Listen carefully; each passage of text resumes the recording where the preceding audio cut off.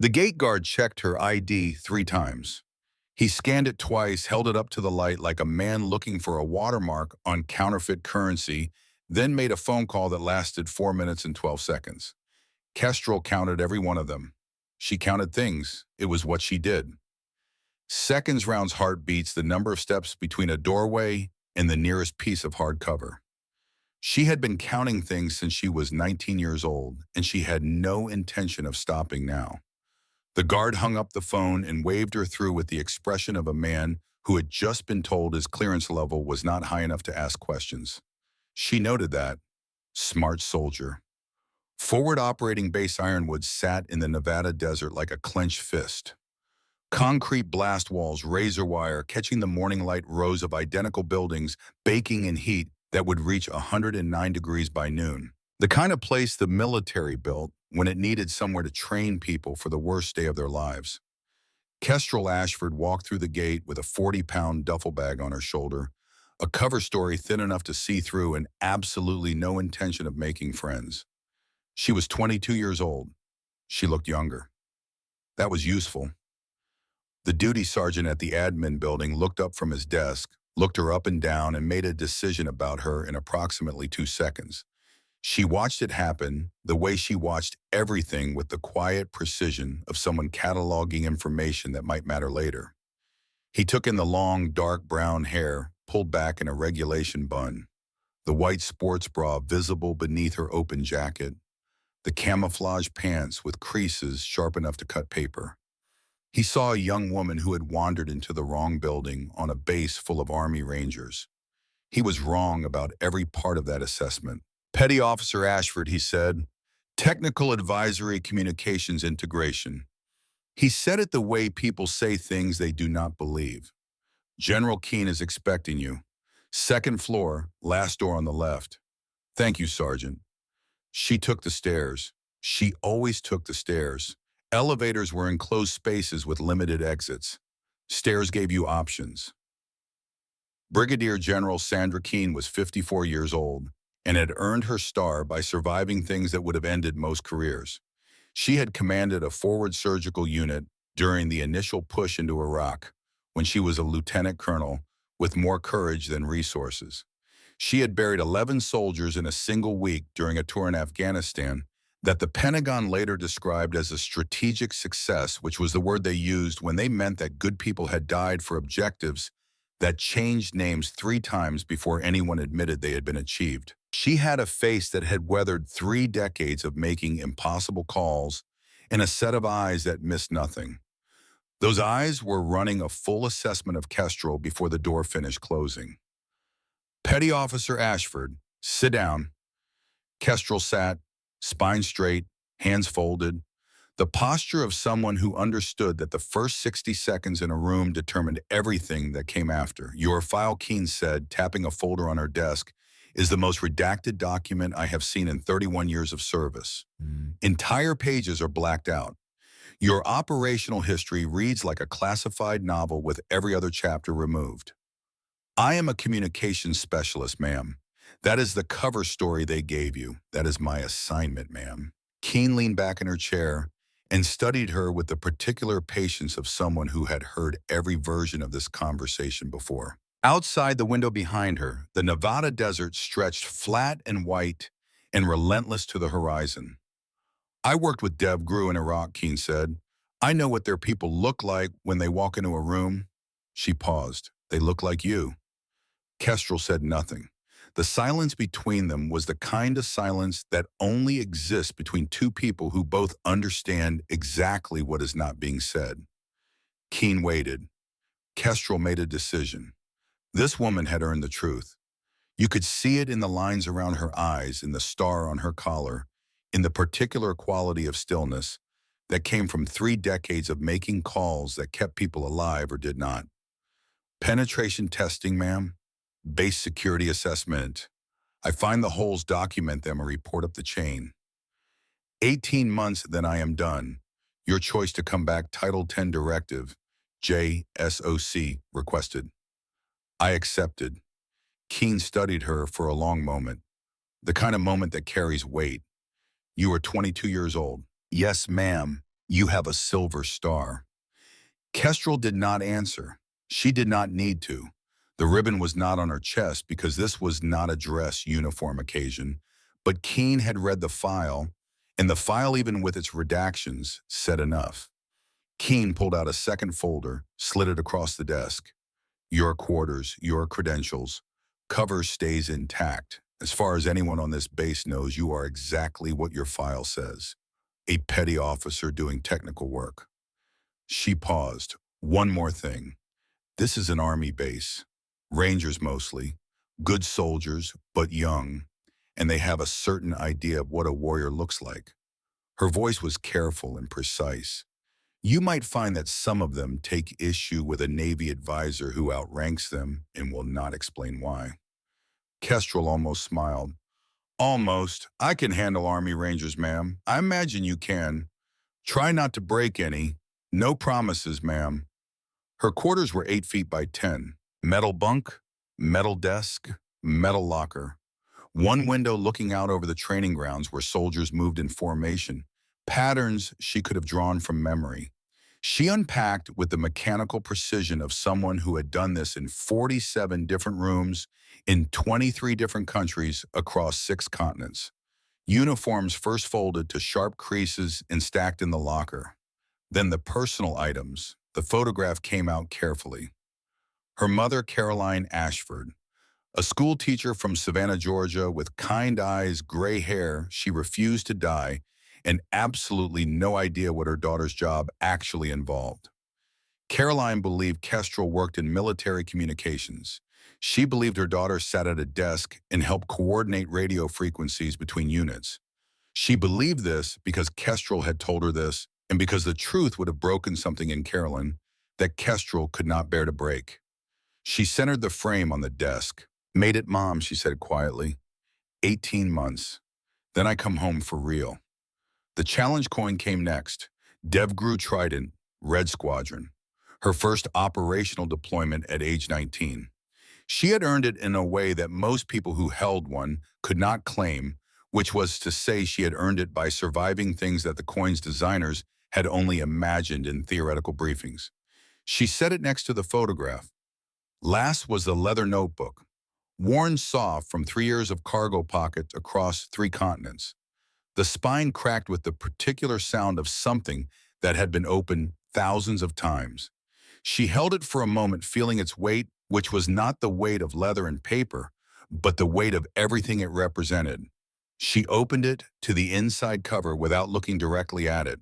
She knew what was there. 41 small notches cut into the leather with the tip of a field knife. 41 times she had made a choice between them and her people. 41 times the choice had come down to a trigger pull and a decision that lasted less than a second and would last the rest of her life. She closed the notebook and set it in the locker. Then she went to work. The chow hall at FOB Ironwood was what it always was on joint bases. Long tables, plastic chairs, fluorescent lights that turned everyone the same shade of tired, and coffee that had been sitting on the burner since before sunrise and would continue sitting there until someone with rank complained about it, which meant it would sit there forever. Kestrel ate alone, back to the wall. Oatmeal black coffee, 1 banana. She ran a quiet threat assessment across the room out of pure habit, the way other people check their phones. Exits 3. Window 6 all reinforced. Sight lines to the door clear. Number of people in the room carrying sidearms, 4 all officers. The laughter from the center table was loud enough to carry. 3 men in army uniforms sitting with the natural posture of soldiers who had seen real combat and come back intact. The easy confidence of men who had earned their place and knew it and did not need anyone to confirm it for them. The one in the middle was doing most of the talking, big hands that moved in bow when he spoke, a jaw that looked like it had been designed for the specific purpose of making decisions. The body language of a man his team would follow anywhere without being asked, and had and would again. Major Dominic Vero. She had reviewed the personnel roster the night before. All 600 names, ranks, service records, commendation histories. She had committed the relevant ones to memory because in her profession, the difference between a relevant name and an irrelevant one was sometimes the difference between a mission that succeeded and a mission that produced a letter sent to a family who would never fully recover from receiving it.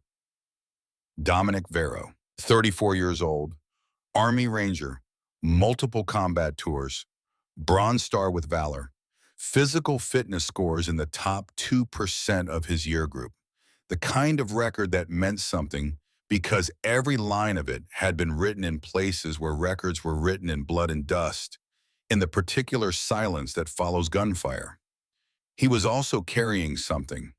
She could see it in the way he held himself, not in the big gestures, not in the laugh or the authority, or the way his men leaned towards him when he spoke. It was underneath all of that, a tension that lived in the space between his shoulder blades, a grief that had not fully metabolized sitting in his body the way undetonated ordnance sits in a field invisible and patient and waiting. She recognized that particular weight because she had been carrying her own version of it for 3 years. She finished her breakfast, cleaned her tray, walked out. Vero did not notice her leave. She made sure of that. That night, alone in her quarters at 2200 hours, Kestrel sat at her metal desk with the personnel roster open on her laptop and read the name again. Vero. She had seen it the first time through the list, and her hand had stopped moving on the trackpad. A small thing, a fraction of a second, but she noticed it the way she noticed everything because in her line of work, the things you failed to notice were the things that killed you. She opened her leather notebook, turned past the 41 notches to a page near the back. The handwriting was her own, small and precise, dated 3 years earlier. Jason Vero, Captain, 3rd Special Forces Group, Somalia, August 14th, 2021. Secondary quarter, conscious when found, conscious when extracted. Died 12 minutes into medevac flight. Internal injuries, primary blast, age 33. She read it twice. Then she closed the notebook and looked at the photograph of her mother on the desk, the man in the chow hall, the one with the big laugh and the Bronze Star and the grief living underneath his confidence like a fault line. He was Jason's brother. She had carried Jason and Vero's last words for 4 years. She had carried them through 2 more deployments, through a firefight in Mosul that killed 2 of her teammates, through the night she sat in a parking lot outside a military hospital and decided she was not going to die from grief. She had carried them because she had promised a dying man she would deliver them, and because she was the kind of person who kept promises even when keeping them cost more than breaking them ever would. And now the person those words belonged to was sitting in a chow hall 200 yards from her quarters eating breakfast and laughing and hating the world for a reason he did not fully understand. She could request a transfer. She could make a phone call, cite operational security concerns, and be on a transport out of Ironwood by morning. No questions asked. Her clearance level guaranteed that. She sat with that option for a long time. Outside, the Nevada desert was completely dark and completely silent. The kind of silence that exists only in places where the earth has decided that nothing should grow. She did not request a transfer. She had been carrying those words for 4 years. If not here, then where? She closed her laptop, turned off the light, lay down on the metal bunk, and did not sleep for a very long time. The first 3 days followed a pattern. She was up at 0430, 12 miles with a full ruck before sunrise, moving through the desert dark with the easy efficiency of a body that had been doing this since before it was legally allowed to vote. Her feet found the uneven ground without conscious guidance. Her breathing stayed at a rhythm she could have maintained for hours. She had maintained it for hours in places considerably less forgiving than the Nevada desert. Breakfast alone, the same corner table, the same oatmeal black coffee, 1 banana, the same quiet sweep of the room that was not paranoia but professional habit, the way a surgeon counts instruments before closing or a pilot checks gauges before takeoff. Then work, real work, penetrating the base network security with the methodical patience of someone who understood that the most dangerous vulnerabilities were always the ones nobody had thought to look for. The obvious holes were already patched. The dangerous ones were the ones that lived in the assumptions, in the spaces between systems, in the places where one person thought another person was responsible, and neither of them actually was. She found a firewall misconfiguration on day one that would have let a moderately skilled civilian with a laptop and an internet connection access classified communications channels. She documented it with photographs, timestamps, technical specifications, and a detailed remediation protocol. She filed the report before lunch. Nobody thanked her. Nobody acknowledged it. The report disappeared into the administrative machinery of the base the way water disappears into sand. She found two more critical gaps on day two. Same response. She was not surprised. She was not offended. She had been doing this long enough to understand that the people who needed security assessments the most were always the people who wanted them the least. She documented everything. She filed every report. And she waited for the base to notice her, which it would, because bases always noticed outsiders, eventually, and when they did, the reaction was never neutral. On day three, she found herself standing behind the firing line at the qualification range, watching Major Dominic Vero run his squad through a stress fire drill. And that was when it started. Vero was excellent. Smooth transitions between firing positions. Clean muzzle discipline that spoke of thousands of hours of practice in conditions where mistakes had consequences that could not be undone. The practice confidence of a man who had done this in rooms where the targets shot back. His squad was less impressive. Young, aggressive, carrying their enthusiasm like a weapon they had not yet learned to aim. Vero saw it too. Cease fire, unload and show clear. He walked down the line. His voice was sharp and precise. No cruelty in it. Just the absolute refusal to let dangerous habits live long enough to become permanent. Garrett, what did you do wrong? The young specialist looked confused. Sir, I hit all my targets. You crossed Hale's line of fire twice. You put your muzzle across his body on the transition between targets 3 and 4. Do that in a real firefight and someone goes home in a box, and it will not be you. It will be the man standing next to you who trusted you to know where your weapon was pointed. He moved to the next man. Hale, your magazine changes took 5 seconds. Should take 2. Practice until your hands do it without your brain. Until you can do it in the dark and the rain, with someone shooting at you and your fingers so cold you cannot feel them. That is the standard. Meet it. Yes, sir. Then Vero's eyes found Kestrel. They stopped. Something in his expression shifted. Not hostility, yet not quite. Just a careful assessment of a man categorizing something that did not fit his existing framework. He walked over, stopped 3 feet away. Help you with something, petty officer just observing, sir. Part of my duties. Your duties. He looked her over, taking measure. The way a man takes measure of something he has already decided about, but is going through the motions of evaluating because protocol requires it. Right. You even shoot when required, sir. What is your qualification? Expert. Something flickered across his face. The precise skepticism of a man who had just heard something he did not quite believe. Not because of the answer, but because of who was giving it. Navy expert, he said, or real expert. The qualification standards are the same across services, sir. Vero stepped closer. He was a big man, 6'2", 220 pounds, the build of someone who had been an athlete before he was a soldier and had maintained both. Tell you what, petty officer, why don't you demonstrate, right now? He said it the way people say things when they already know how it ends. He turned to his squad. Hale, give her your weapon. Corporal Nolan Hale handed over the M4 with the careful neutrality of a man who was not sure what he was participating in, but had decided it was not his place to ask. Kestrel took the rifle, ran it through a function check with the unconscious efficiency of someone who had been handling weapons since before most of the soldiers on this range had started shaving. Magazine seated, chamber clear, safety engaged, Sights aligned. She looked back at Vero. What is the evolution, Sir 50-meter line? 5 targets, standard stress drill, 10 seconds. He crossed his arms. Think you can handle that? She stepped to the line. Behind her, she heard the suppressed sound of a dozen men waiting for her to fail.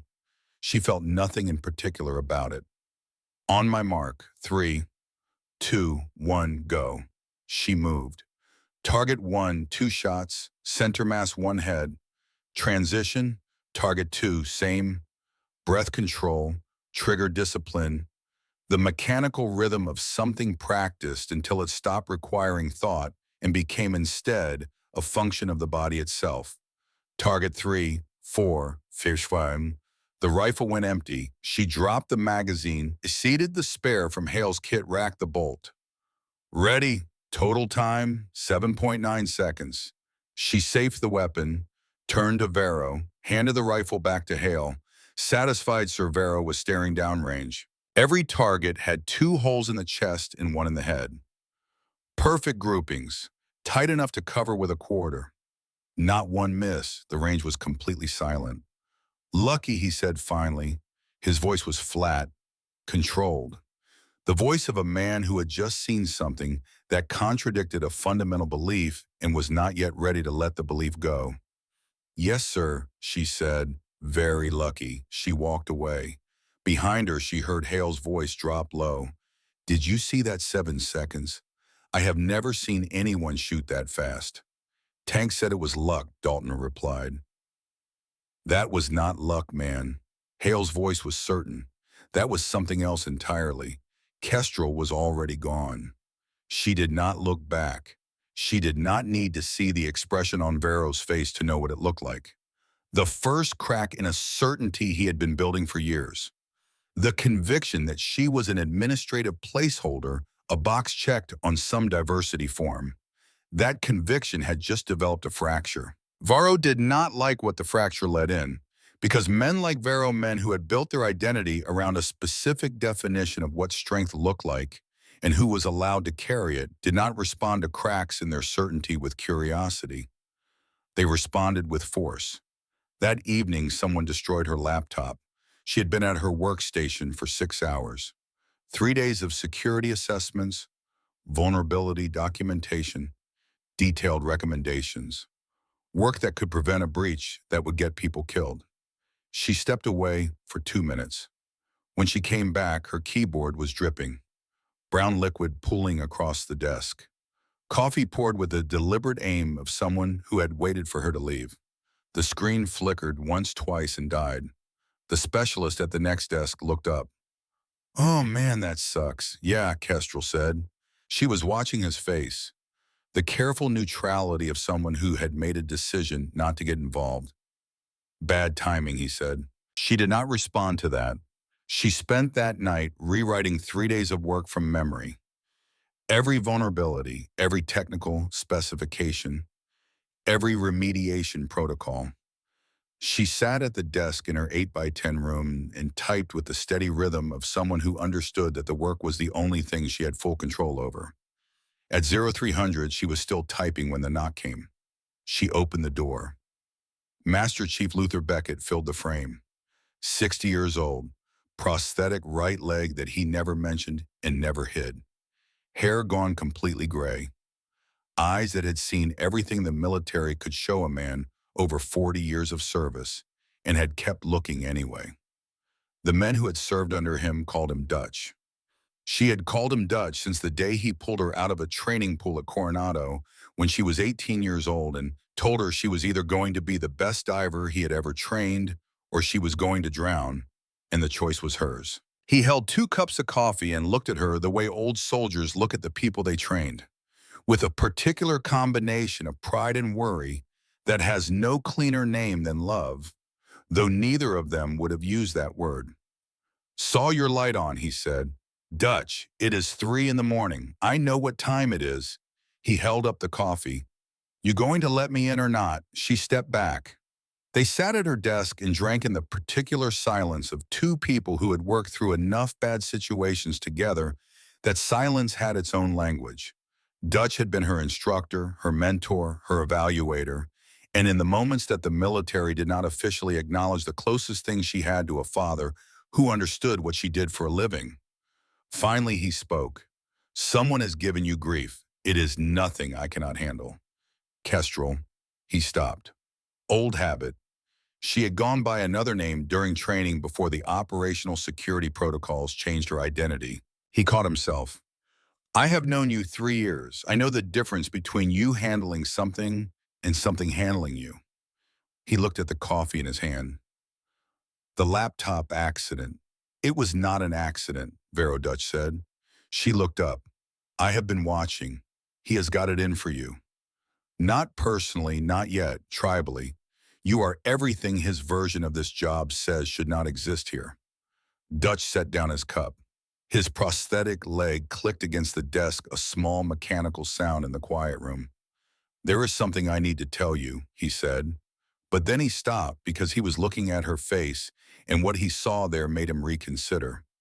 You already know, he said slowly. Kestrel was quiet for a moment. Then she reached for her notebook, opened it, and turned it so Dutch could see the page. Jason Vero, Captain, 3rd Special Forces Group, Somalia, August 14th, 2021. Dutch read it. Then he looked up at her with something in his eyes that was harder to describe than surprise. I read the personnel roster the first night, she said. Every name. I stopped at Vero. How long did you sit with it? All night. And you stayed. Dutch. She closed the notebook. I have been carrying Jason's last words for 4 years. 4 years, 6 deployments, 47 different rooms. I promised a dying man I would deliver them. And now the only person in the world who needs to hear them is 200 yards from where I sleep. She looked at the dark window. If not here, then where? If not now, then when? Dutch was quiet for a long time. He does not know, Dutch said finally. He does not know you were on that mission. He does not know who went back into that building. He just knows his brother did not come home, and he has been angry at the world ever since. He paused. And he is going to get worse before this is over. I know. Dutch picked up his coffee, looked at her with something that had no clean name, something that lived in the space between the professional assessment of a master chief evaluating an operator and the personal recognition of an old man looking at someone who reminded him why he had spent 40 years doing this. You are the finest operator I have ever trained, he said. I need you to know that before this gets harder. He stood, walked to the door, stopped, because it is going to get harder. After he left, Kestrel sat alone with the hum of her laptop and the weight of a name she had been carrying for 4 years. Jason Vero, 33 years old when he died. Laughing at something on the radio right up until the building stopped being a building. Directing fire to protect his team even after the blast that would kill him. Looking up at her from the floor of a secondary corridor with dust in his eyes and blood on his teeth, and saying the words that she would carry across 3 continents, in 6 deployments, in 47 rooms until she found the one person who needed them.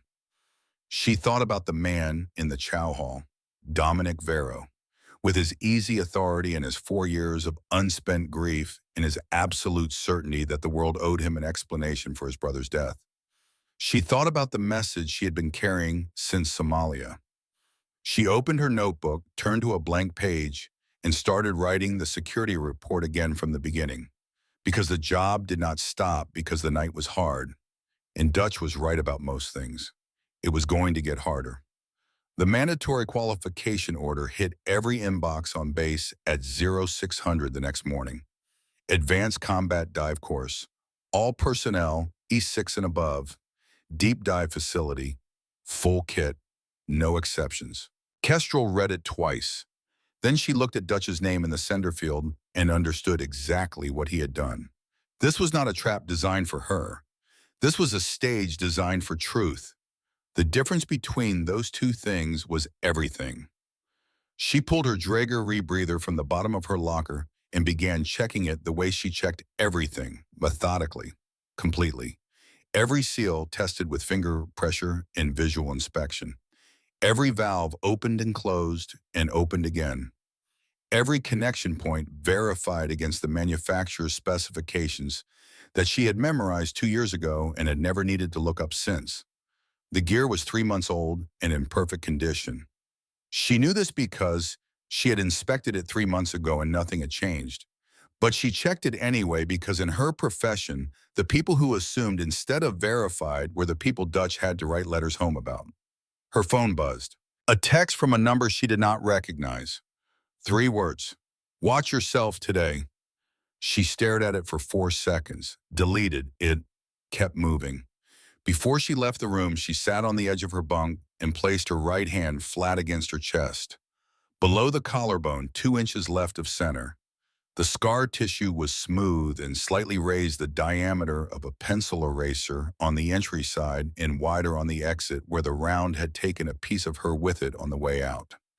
Second deployment, a rooftop in a city she was not allowed to name in a country she was not allowed to acknowledge she had visited. The bullet had missed her heart by 3 centimeters and her subclavian artery by less than 1.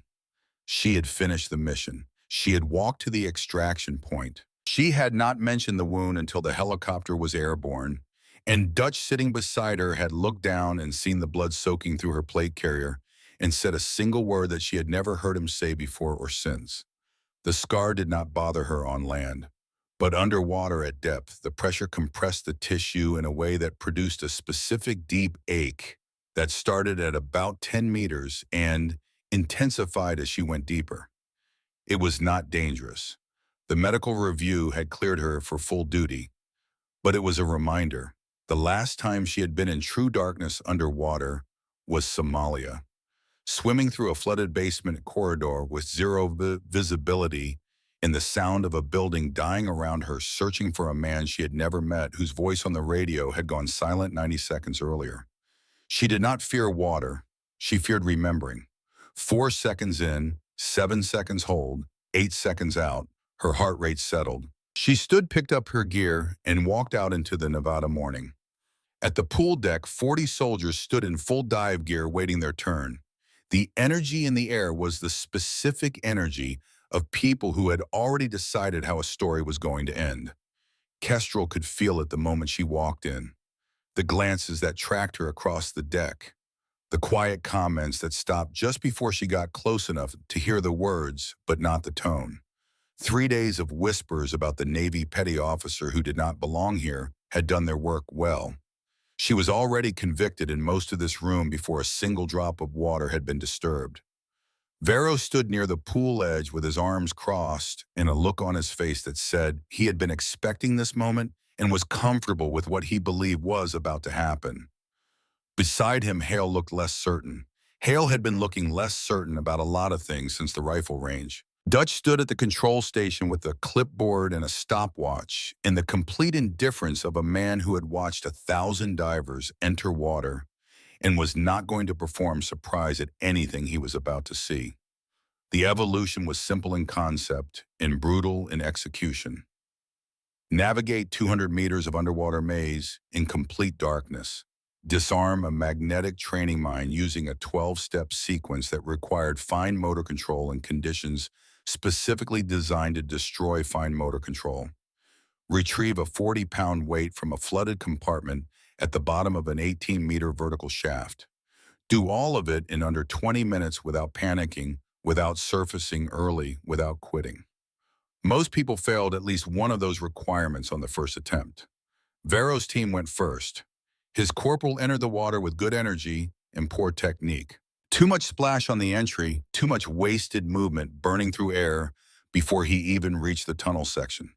Dutch watched the helmet camera feed on the control room monitor and said nothing. At the tunnel entrance, the corporal's breathing spiked. Heart rate passed 140, then 155. He surfaced at 11 minutes. Incomplete. Dutch marked it without expression. Hale went second, better controlled entry. He reached the mine and worked the disarm sequence with cold, clumsy fingers in near-zero visibility. Fumbled twice, recovered, got the green light, retrieved the weight, surfaced at 18 minutes 44 seconds. Dutch nodded once. Functional. Barely. Varro went last among his team. He entered the water the way he did everything, with the confident aggression of a man who believed that wanting something hard enough was most of the work required to achieve it. He powered through this tunnel section without elegance but without panic. Reached the mine and attacked it. 3 minutes 40 seconds. Retrieved the weight, powered to the surface. 17 minutes 21 seconds. He pulled his mask off and looked across the pool deck directly at Kestrel. "Beat that," he said. The morning wore on. Diver after diver, times ranging from 15 minutes to outright failures. Varro's 17:21 held at the top of the board. He sat on the pool deck with his team close around him and let the satisfaction show on his face. Finally, Dutch looked up. Petty Officer Ashford. The pool deck went quiet in a way it had not gone quiet for anyone else. Kestrel walked to the edge. Her gear was already checked. She stood there for a moment and let 40 soldiers look at her with varying degrees of skepticism, amusement, and in Hale's case, something that might have been the early stages of genuine curiosity. She closed her eyes. 4 seconds in. 7 seconds hold. 8 seconds out. 62? 59. 56. Petty Officer. Dutch had stepped close, his voice low enough that only she could hear. "You remember what I told you the first time you went into the tank at Coronado Water is a friend, Dutch, not an enemy. Show them." She opened her eyes, mouthpiece in, mask sealed, one breath. She stepped off the platform. The entry made no sound. One moment she was standing at the edge of the pool with 40 soldiers watching. The next moment, she was gone, her body slicing into the water so cleanly that the surface barely registered her passage. In the control room, Dutch leaned toward the monitor. Her helmet camera came online. The underwater maze materialized in low-light monochrome. Her rebreather cycle was visible on the secondary display. Slow, controlled, rhythmic as a resting heartbeat, she entered the tunnel section. Dutch went very still. Her body positioning had shifted to perfectly horizontal, streamlined, minimal drag. Her hands found the tunnel walls with just her fingertips barely touching, reading the space the way a person reads text in the dark. No wasted contact, no unnecessary friction. She was not fighting the tunnel. She was flowing through it. "Dutch," one of the junior instructor's voice barely above a whisper. "What is that technique, finger walk navigation?" Dutch said. He had seen it 4 times in 40 years. All 4 times Dev grew. All 4 times among the best operators he had ever watched work underwater. He checked the timer, 4 minutes 30 seconds submerged, and she was already through the tunnel and approaching the mine. Varro's team had taken twice that long. She reached the mine. Her hands moved over the mechanism in complete darkness, with a precision that made the 12 steps look like one continuous motion. 68 seconds, start to finish. Hale had taken 4 minutes. Varro had taken nearly 4. She had done it in 68 seconds. Dutch checked the air consumption gauge. 21% used. Varro had used 62% at this point. She moved to the flooded compartment, 18 meters down. Complete darkness. She inverted and pulled herself down hand over hand. Her breathing on the secondary display remained slow and controlled. She secured the weight, started up. Halfway up the shaft, the weight shifted and caught on her harness, jammed against the shaft wall. Dutch leaned forward. Kestrel stopped, did not fight the snag, rotated the weight 45 degrees, freed the obstruction, continued upward. She surfaced at the far end of the pool. No splash, no gasping. Dutch clicked his stopwatch. 9 minutes, 3 seconds. Air consumption, 29%. Best dive time in this facility's history. The observation deck was absolutely silent. Varro had done 17:21 using 88% of his air. She had beaten him by more than 8 minutes and used a third of the oxygen. And beneath the waterline, as Kestrel lifted herself onto the pool deck, She set her jaw against the deep ache radiating from the scar below her collarbone. 2 seconds of compressed pain sharp enough to blur her vision at the edges. She controlled her face before her body cleared the water, before any of the 40 soldiers on the deck could see what that dive had cost her. No one saw it. The cost was hers. It had always been hers. Then Vero stood up. "That is a one-time thing," he said, his voice carried across the pool deck. "Anybody can get lucky once." Hale looked at him, opened his mouth, closed it again. Dutch raised his voice. "Best dive time in this facility's history. Petty Officer Ashford, outstanding performance. We break for 30 minutes. Retest at 1400. Kestrel removed her gear with methodical precision, sat on a bench, drank water, did not look at Vero. Did not look at anyone. She let the silence do whatever it was going to do. Hale volunteered for a retest. "I can do better," he told Vero. 18 minutes is not good enough. "Your funeral," Vero said. Hale entered the water at 1400 hours with noticeably cleaner technique.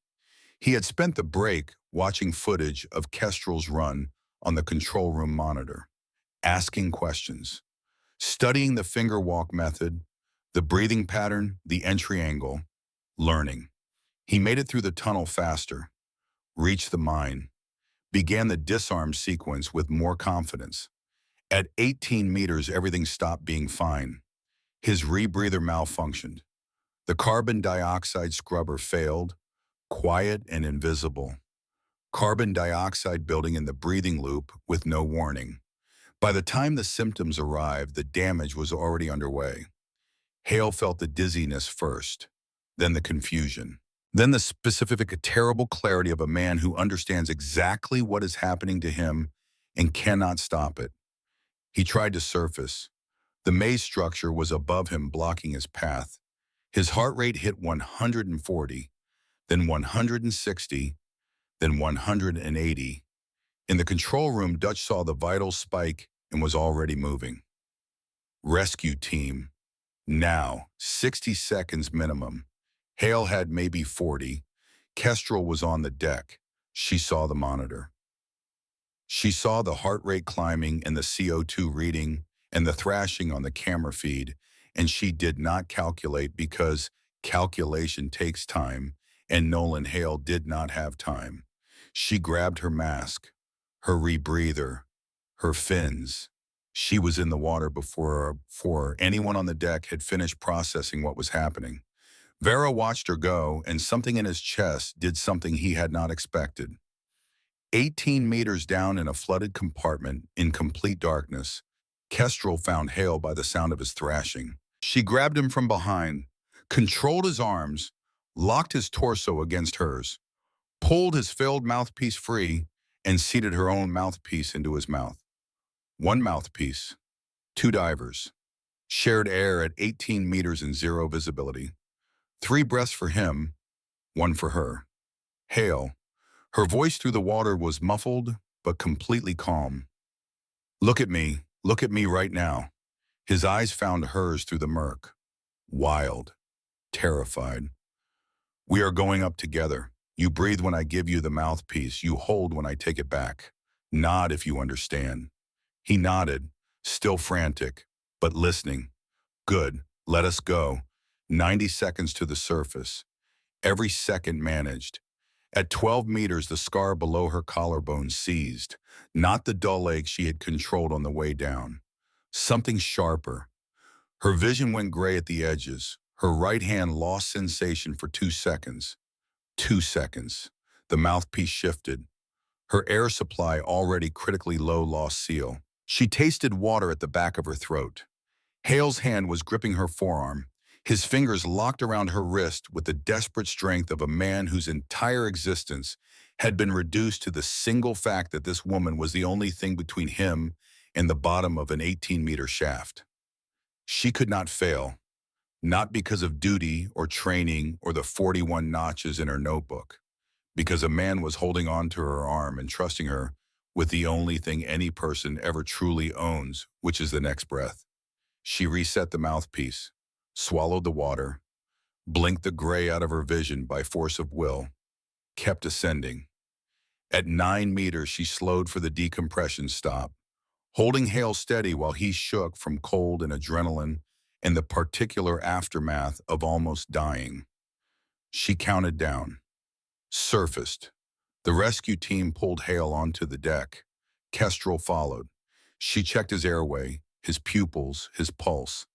Steady. He was going to be fine. Dutch was beside her. That was 18 meters. Cold water buddy breathing, zero visibility. He was drowning Dutch. The rescue team was 60 seconds out. He had 40. He was drowning. She stood, began gathering her gear. Her right hand was shaking. She clenched it into a fist and held it against her thigh where no one could see. Dutch saw it. He said nothing about it because he understood that some costs were private. On the pool deck, Vero stood completely still. He had watched all of it. The rescue, the calm.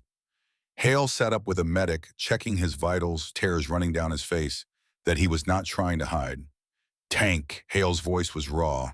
I was dying. I was actually dying down there. He looked at Vero, and she just went in. After everything we did, after everything we said. She did not even hesitate. Vero said nothing. Everything they told us Hale said. About diversity hires, about women in combat roles, about what a real operator looks like. That was not what they described. That was something else entirely. Shut up, Hale. I am just saying what I saw. I said, shut up. Vero walked away, but he walked more slowly than usual, and the thing cracking inside him was getting harder to ignore. Because through that crack, the question was coming that he had been avoiding for 4 years. The question about what his brother would have thought of the man Dominic Vero had become. He did not like the answer that was starting to form, but the crack was not producing clarity, not yet. What it was producing was something more dangerous. The particular fury of a man who feels the foundation of his certainty shifting and responds not by examining the foundation, but by attacking the thing that caused the shift.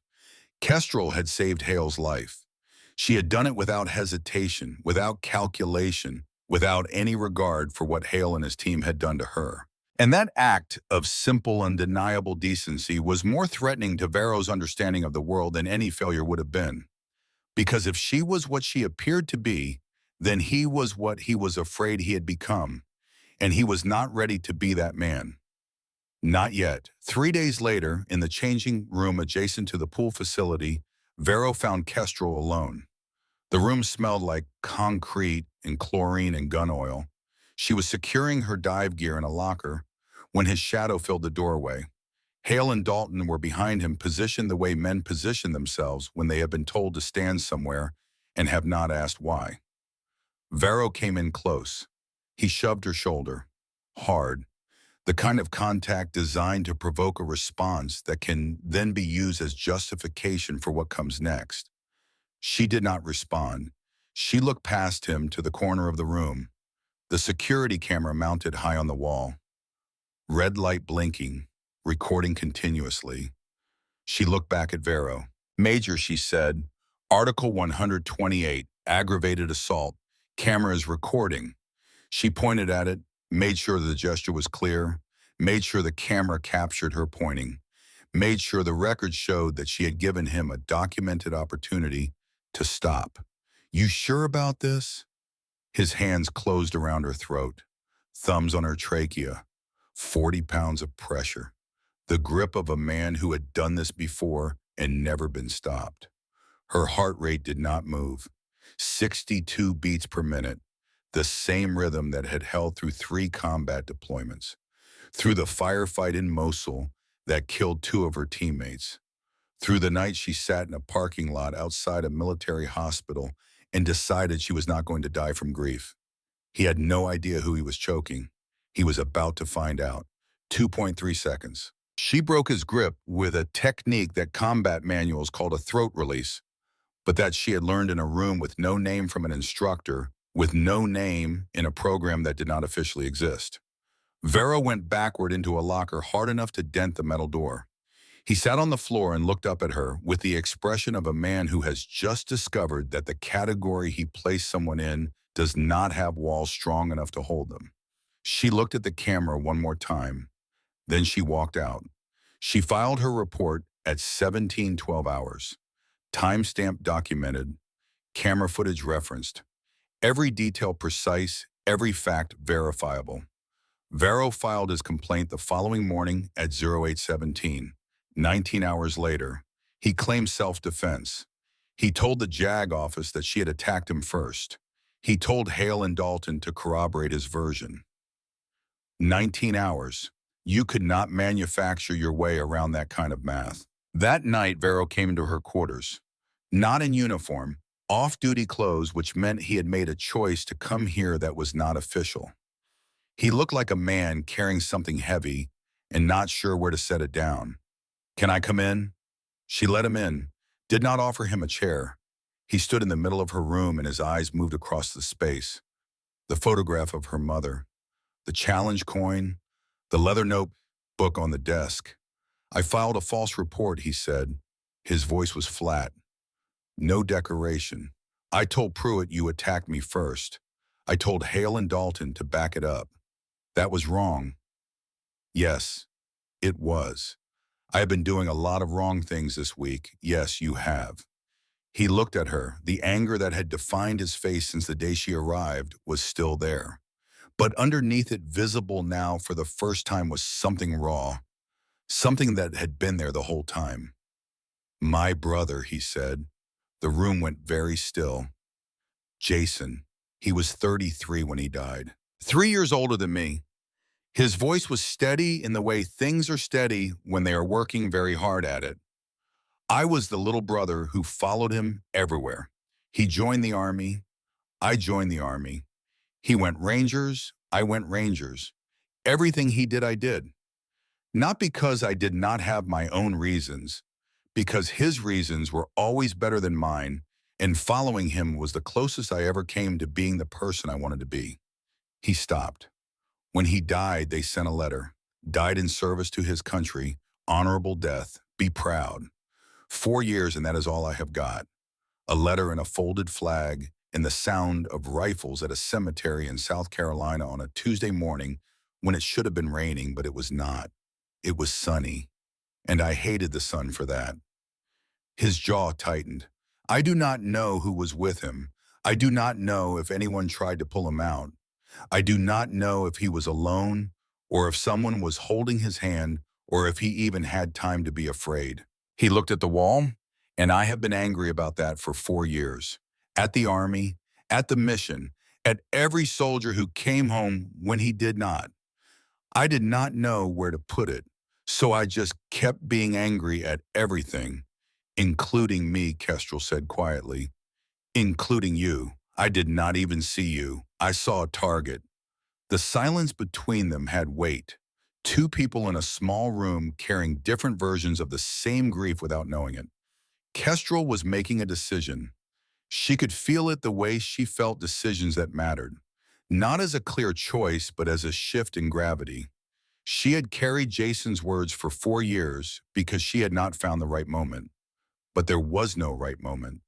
There was only this one. "Dominic," she said. He looked up. She had never used his first name before. "I need to tell you something, and I need you to let me finish before you respond." He went very still. "Somalia," she said, August 2021. She watched his face. "I was 19 years old. Second deployment. The building your brother's team was clearing had a secondary device.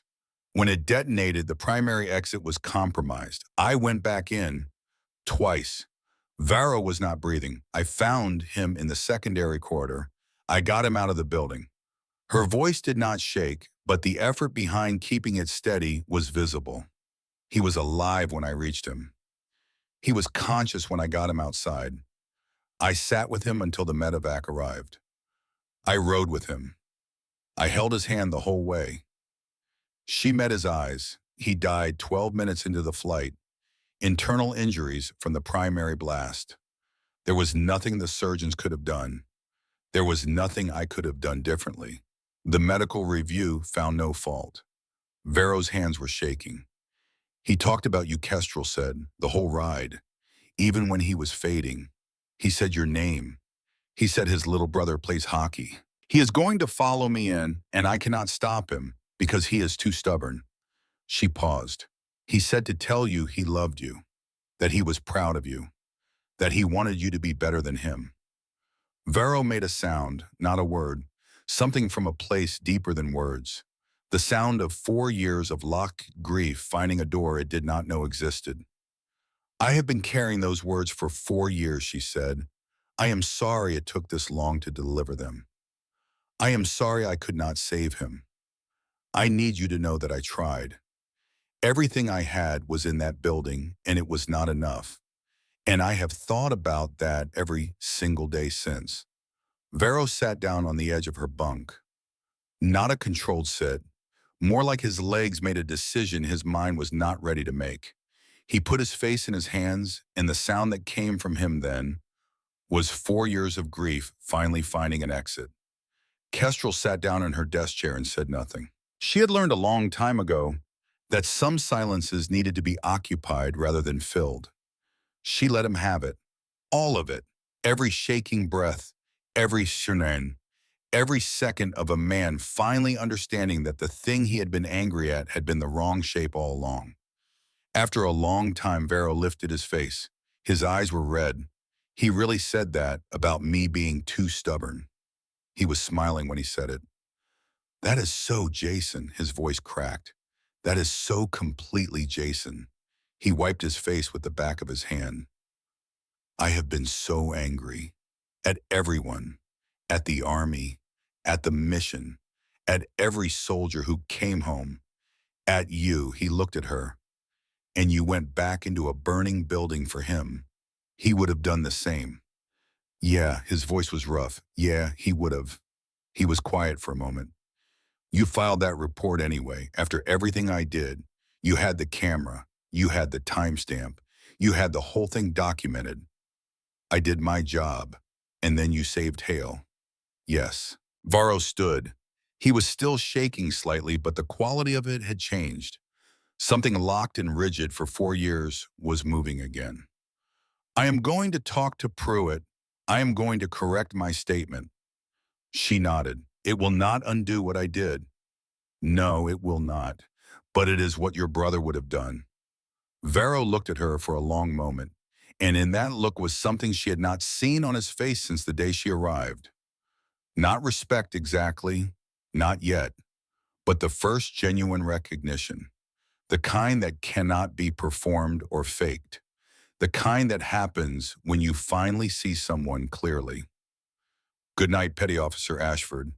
Good night, Major Vero. He walked out. Kestrel sat alone with her mother's photograph and her challenge coin and her leather notebook and the particular exhaustion of a person who has been carrying something heavy for a very long time and has finally found someone to hand part of it to. She opened her notebook, turned to a blank page, wrote one line, Jason Vero, delivered. Then she went back to work, because the job did not stop. And Dutch was right about most things, and tomorrow was going to be the hardest day yet. Dominic Vero did not speak to anyone for 3 days. He ran alone at 0400 in the dark, mile after mile on the desert roads that led nowhere and came back to the same place the way grief does, when it has finally been given permission to move, but has not yet learned where to go. He sat at the rifle range after hours and fired until the barrel was hot and the ammunition was gone and the targets downrange were shredded beyond recognition. Not shooting at anything, shooting at everything. At 4 years of misdirected anger. At the memory of his hands around the throat of a woman who had held his brother's hand while he died. He did not eat in the chow hall. He did not sit with his team. He moved through the base like a man walking through a building he no longer recognized. On the third night at 2200 hours, he sat on his bunk with his phone in his hand for 47 minutes before he dialed. The phone rang 4 times, Dominic. The voice of a 71-year-old woman in Beaufort, South Carolina, who had buried one son and spent 4 years watching the other one disappear into a version of himself she did not recognize. "Hey, Mom." Margaret Vero had the kind of voice that carried warmth even through a phone speaker, even at 10 o'clock at night, even when she was surprised. "Baby, are you okay?" He sat with that question for a long moment. The honest answer was no. The honest answer had been no for 4 years. "Mom, I need to tell you something about Jason." He told her everything. The woman on the base, the fact that she had been 19 years old and had gone back into a building twice, the fact that she had held Jason's hand on the helicopter, the fact that she had carried his last words for 4 years and delivered them. He told her the words. He said he loved them. He said he was proud of me. He said he wanted me to be better than him. Margaret Vero cried for 1 hour, not the sharp crying of fresh grief, something different. The deep, slow release of a woman who had carried her own version of this weight and had just been told that her son had not died alone. When she finally spoke, her voice was steady, in the way that only mothers can be steady after they have broken apart and put themselves back together. "I always knew," she said. "I did not need the words to know he loved us." But having the words, she did not finish the sentence. "You thank her," Margaret said. "The woman who was with him. You thank her for me. I will, Mom, and Dominic. Come home for Thanksgiving. Bring her if she will come. I will make Jason's pie." The next morning, Vero walked into Lieutenant Colonel Everett Pruitt's office at 0700 and corrected his statement, every word of it. Pruitt pulled the security footage at 0800. By 0900, he had watched it 4 times. The footage showed everything with the clean authority of a timestamp and a camera that had no reason to lie.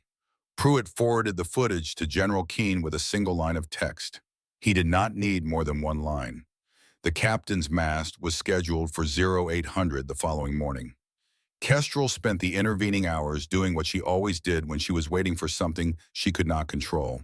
She worked. She finished the network vulnerability assessment. She started on the physical security gap she had identified in week 1. She ate her meals at her corner table. She ran her morning miles in the dark. She maintained the rhythm that had carried her through 3 deployments and 41 decisions she would carry for the rest of her life.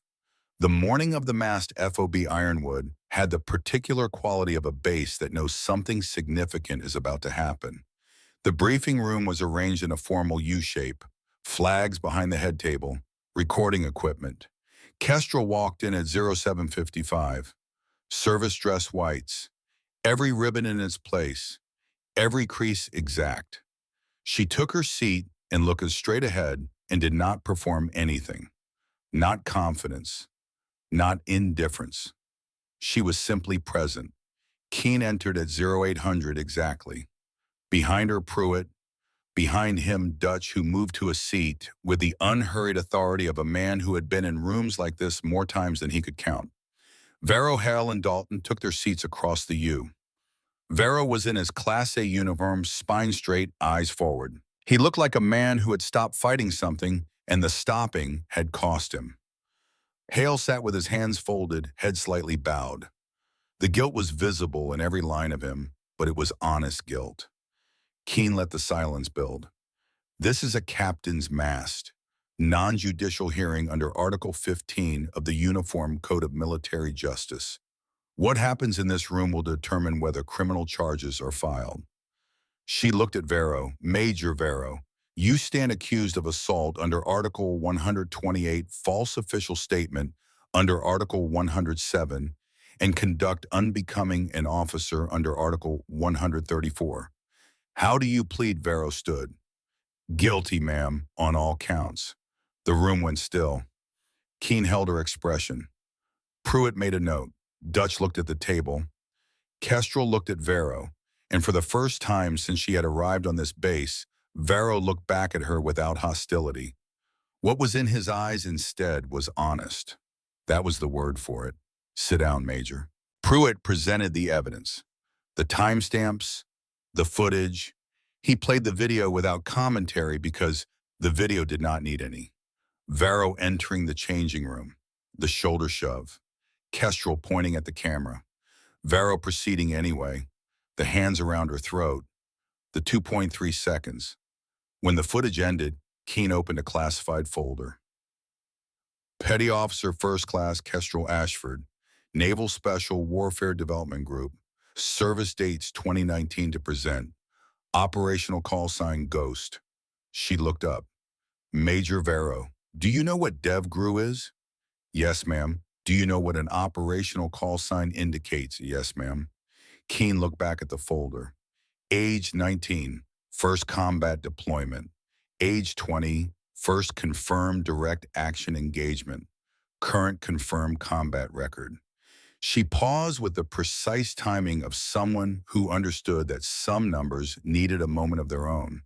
41 confirmed kills. She is 22 years old. Varro stared at the table. 2 silver stars, 3 bronze stars with valor, 2 purple hearts. She has been shot twice and continued her mission both times.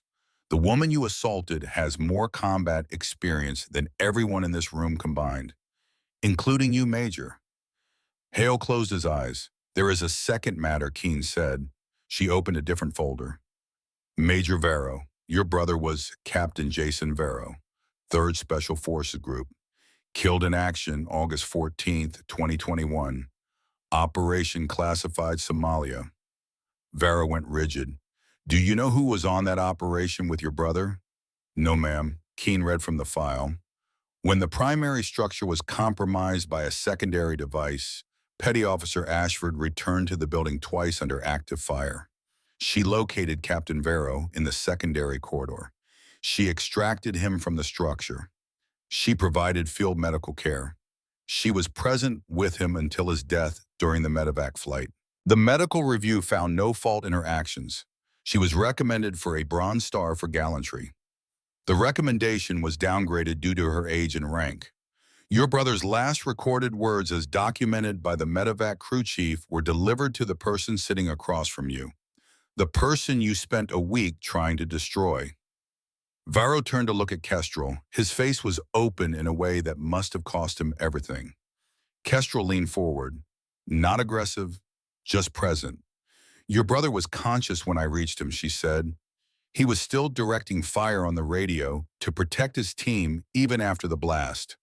He looked at me and said, "Get my people out. Promise me." I promised. I kept that promise.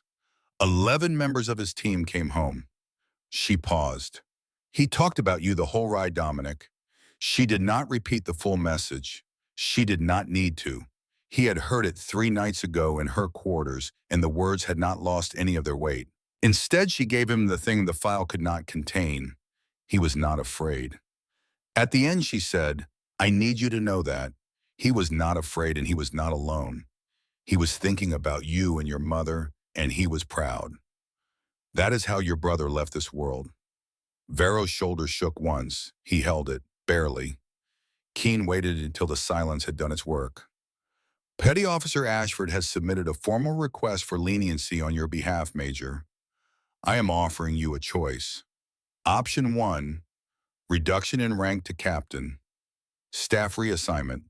Your career continues in an administrative capacity. Option 2, reduction in rank to captain. Immediate request for forward combat deployment. You lead, you bring your people home. You prove that what you learned this week meant something. Choose. Vero straightened in his chair. His eyes were red and his face carried everything he had been through. Ma'am, I request combat deployment. Keene held his gaze. Then she nodded. Granted. You deploy in 30 days. She turned to Hale. Corporal Hale, guilty on Article 107. Sentence suspended given your voluntary amendment and demonstrated integrity. You are assigned to Petty Officer Ashford's technical team. Learn from her. Dalton, reduction to staff sergeant, 30 days restriction. Then she looked at Kestrel. Petty Officer Ashford, this board finds no fault in your actions. Your conduct reflects credit upon yourself and upon the naval service. The iron in her voice softened by 1 degree. On behalf of this command, I apologize that you were placed in this position. You deserve better. You have always deserved better. Kestrel stood, saluted. Thank you, ma'am. The base-wide formation was called for 0900 the following morning. 600 soldiers on the parade ground. The Nevada sun already at 104 degrees. Keene spoke without notes. This unit does not mistake quiet competence for weakness. We do not assume that because someone does not announce themselves, they have nothing to announce. We do not decide what a warrior looks like before we have done the work of finding out. Petty Officer Ashford has served this country since she was 19 years old. She has been shot twice and returned to her mission both times. She dove 18 meters into a flooded compartment and pulled one of her accusers out of the water with 40 seconds to spare. After what that man had done to her, after what he had said about her, after he had tried to end her career with a false report, that is not weakness. That is not luck. That is the standard this command will hold itself to from this day forward. A senior NCO in the front ranks started clapping. Slow, deliberate. The kind of applause that means something because it costs something. Others joined. The sound moved through the formation the way fire moves through dry grass, building without rushing. 600 people recognizing something true. Kestrel stood at attention with the Red Squadron patch on her left shoulder, and she did not perform anything. But her eyes were bright in the morning light. Varro deployed on a Tuesday. Pre-dawn, the airfield gray and cold. Kestrel was there, not required to be. He found her before he boarded. Full combat load. He moved differently than the man she had first seen in the chow hall. The easy authority was still there, but the rage beneath it was gone. What had replaced it was quieter and more solid. I am sorry, Kestrel, for what I did, for what I said, for 4 years of walking around with Jason's grief pointed at everyone except the people who deserved it. You deserved none of it. No, I did not. I'm going to spend a long time making that right. Start by coming home, she said. With all of them, he boarded the plane. The ramp closed. The aircraft lifted into the Nevada sky, and Kestrel watched it until it disappeared and kept watching the empty space for a moment longer. 6 weeks later, the text arrived. She was at her workstation at 2100, finishing a vulnerability assessment, when her phone buzzed. Petty Officer Ashford, 6 weeks in, team intact, all present, all accounted for. Had contact last week, ambush, bad terrain, outnumbered. I remembered what you said, what Jason would have wanted. I got my people out, every single one. They have started calling me Ghost Jr. around here. Not sure if that is a compliment. Figured you would know, Varro. She read it twice, typed back. It is a compliment, trust me. Drinks on you when you are back, do not forget. She set the phone down, picked up her leather notebook, opened it to the inside cover with the 41 notches, looked at them for a long time, not with guilt, not with pride, with the specific weight of someone who has done necessary things and carries them honestly. 3 months later, Dutch knocked on her door at 0700 on a Thursday morning. 2 cups of coffee, a folded document, the expression of a man about to say something significant. You have orders. She unfolded the document. Read it twice because the first time she thought she had misread it. She had not. Advanced Underwater Sabotage School, primary instructor position. Reporting date in 90 days. The course Dutch had helped design 40 years ago. The course with a 92% attrition rate. The course that produced the 4 divers Dutch had seen use finger walk navigation in 4 decades of service. Dutch, she said, before you say anything. They asked for you specifically. He set the coffee down. The course has had 16 primary instructors since 1985. 12 of them trained there first. 4 came from the operational side directly. He looked at her. You would be the 5th, and the youngest by 9 years. I am 22. I know how old you are. I have been in for 3 years. I know how long you have been in. Dutch. Kestrel. His voice was steady and certain. You dove 18 meters into a flooded compartment and Buddy breathed a panicking soldier to the surface with 20 seconds of air and a heart rate of 62. You have 41 confirmed kills and 2 silver stars, and you kept a dead man's last words for 4 years and delivered them to the one person who needed them most. He paused. And in the 3 months since the mast, you have turned Nolan Hale into one of the most effective security analysts on this base. He looked at her directly. You are not just an operator. You are a teacher. You have always been a teacher. You just did not know it yet. She read the orders a third time. She thought about Hale learning to hold the image of the hard choice long enough to choose it. About Vero boarding the plane with honest eyes instead of angry ones. About the 92% attrition rate and what it meant to be the person standing at the edge of the pool when a student's eyes went wide with panic. Get everyone home. That was all she knew how to do. She was just going to do it in a pool instead of a building. Okay, she said. Dutch smiled, not the instructor's measured approval, the real one. She had one condition. Dutch would consult, once a month minimum. He agreed without hesitation. 3 weeks before her departure, Vero's unit rotated home. The transport landed at dawn. The ramp came down and they walked off one at a time. 22 soldiers and their captain. Every single one under their own power. Vero found her in the crowd. He looked different. Older in the way combat makes people older. But there was a clarity in his face that had not been there before. All of them, he said. All of them, she confirmed. He told her he had called his mother, told her everything. Kestrel looked at him. Jason talked about your mother on the helicopter, too. He said she made the best peach pie in the state, and that was the one thing he was going to miss most about not making it home for Christmas. Vero's eyes filled. He did not try to stop it. She does make the best peach pie, he said. She really does. He picked up his kit bag. Come for Thanksgiving. You and Dutch.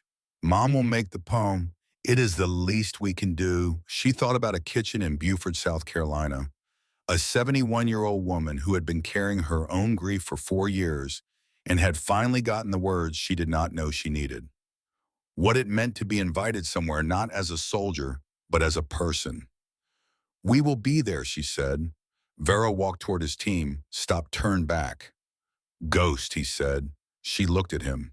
It is a good name. He walked away. Dutch appeared at her shoulder. The coffee was long gone, but he was there, which was what mattered. Beaufort in November, he said. Nice that time of year. You were listening. I am always listening. That is what old instructors do. He looked at her. You ready? She thought about the orders in her folder, about the students who would walk into the tank in 90 days not knowing what they were capable of yet, about the ones who would panic and the ones who would freeze and the ones who would find something in themselves they did not know was there because the right instructor asked the right thing of them at exactly the right moment. She thought about Dutch at Coronado when she was 18 years old, leaning close in the middle of a test designed to break her, his voice steady and certain. Water is a friend, not an enemy. She was going to pass that on. Every single day, for as long as she could stand at the edge of a pool and send another human being into the dark and bring them back out the other side. Ready, she said. She was Petty Officer First Class Kestrel Ashford. Operational call sign, Ghost. Red Squadron. Dev Grew, the youngest primary instructor in the history of advanced underwater sabotage school. The woman who dove 18 meters for a man who tried to ruin her. The woman who carried a dead soldier's last words for 4 years and delivered them to the one person who needed them most. The woman Luther Beckett called the finest operator he had trained in 4 decades of service. And Luther Beckett did not say things he did not mean. She was 22 years old. She was just getting started.